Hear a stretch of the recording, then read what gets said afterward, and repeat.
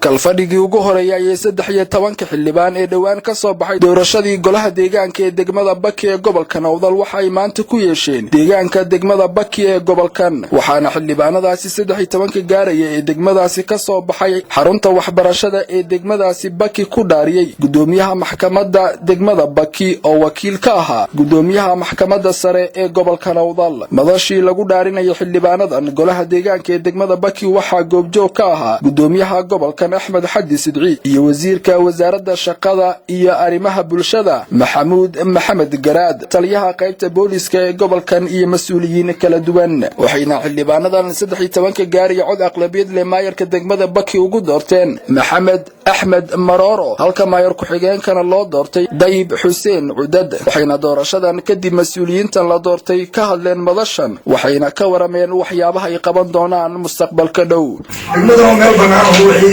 hanti ay lahayd dawladda dhaxal ugu heshiisay beeraha oo kale meel barnaamij joogtay la qaadan maray kabayada qaadan maray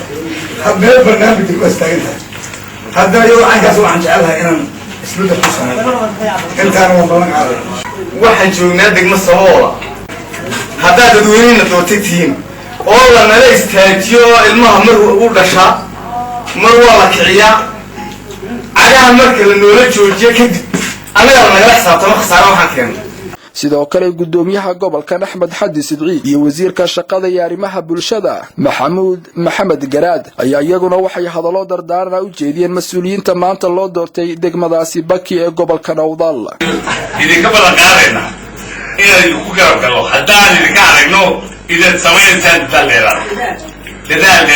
hadda sameeyaan annaguna waxa weeyaan runtii hadda wasiirta hadday farsaabtaada tale qaybtahay runtii waa la shaqeeyay deegaanku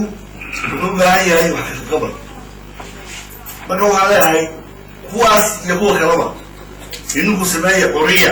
mashaariicda wax qabadka ee degmadu u baahan tahay si kastaba afarta degmo ee codbixinta doorashooyinka golaha deegaanka ay ka dhacday ee gobolka Nawdal waxa intooda badan ay doorteen mas'uuliyiintii hogaamin lahayd deegaanadaasi waxaana la dhowrayaa in degmada lagu hayo oo degmada kaliya ee ka harsan degmooyinkii codbixinta doorashooyinka ka dhacday ay maalinimada berito xildhibaanadii ka soo baxay golaha deegaanka ay doortaan mas'uuliyiintii degmadaasi hogaamin lahayd Cabdi Fataax Ahmed Hadwanaag News magaalada Boorama.